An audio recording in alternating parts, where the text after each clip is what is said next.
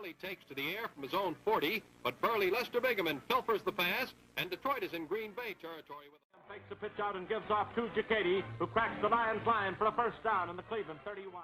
Otto Graham fades the pass. He's rushed, hit, and fumbles. Detroit's Lester Bingaman dives on the ball on Cleveland's 12-yard line. It's another trap play with Giacchetti carrying again and picking up 6 additional yards. Bill Willis, one of the first black players in the All-America Football Conference, earned lasting acclaim as a defensive middle guard. Willis played for the league championship in each of his 8 seasons with the Browns, and he is honored to be in Canton. It's a tremendous feeling. And of course, when you think of the reason why you're in the Hall of Fame. His third year, he switched over to defensive end, and that was where he really made his mark in the league. He was an All-Pro 5 seasons, a Pro Bowler 5 years. One of the first defensive standouts to gain recognition was Gene Brito of the Redskins. Even the mighty Cleveland Browns were vulnerable to his rush. Gene Marchetti, who played with the Colts at that time, who was in the Hall of Fame, we played together at college. I would consider Brito and him as the 2 best ends that I've been associated with. Arnie Weinmeister was one of the first defensive linemen to gain widespread popularity. When the All-American Football Conference folded in 1949, Weinmeister joined the NFL's New York Giants. Arnie Weinmeister was a unanimous All-Pro selection 4 consecutive seasons with New York.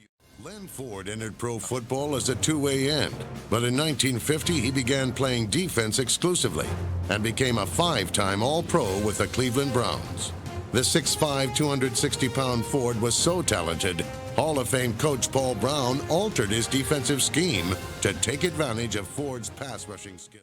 As the first Baltimore Colt to enter the hallowed halls of Canton, Art Donovan clearly left his mark on the game he loved. Donovan's play on the defensive line helped the Colts become a championship team. But it was Donovan's fun-loving personality that endeared him to fans. Ernie Stautner, a 9-time Pro Bowler with the Pittsburgh Steelers, was a beloved character on one of the most punishing defenses of the 1950s. A former combat Marine, Ernie often played injured and only missed a total of 6 games in his career. Through his 14-year career, Stautner caused havoc in the opposing back. In 1952, Gino Marchetti began his career as a rather average offensive lineman. Colt head coach Weeb Eubank moved him to the other side of the ball, and the NFL's first great defensive end was unleashed. Marchetti used his knowledge as a blocker and became unblockable.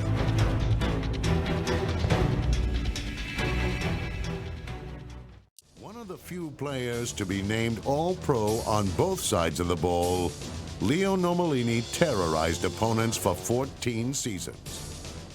His ferocious style on the field earned him the nickname Leo the Lion, which he carried into the world of professional wrestling.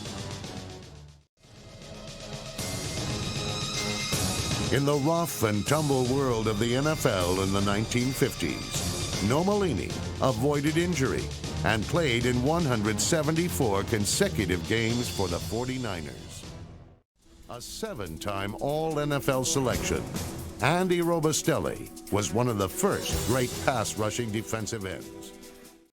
Acquired by the Giants from the Rams, Robustelli solidified the Giants' defense. His leadership helped the Giants capture the 1956 NFL championship. Throughout his 14-year NFL career, Andy was consistently on winning teams. His teams reached the NFL title game 8 times.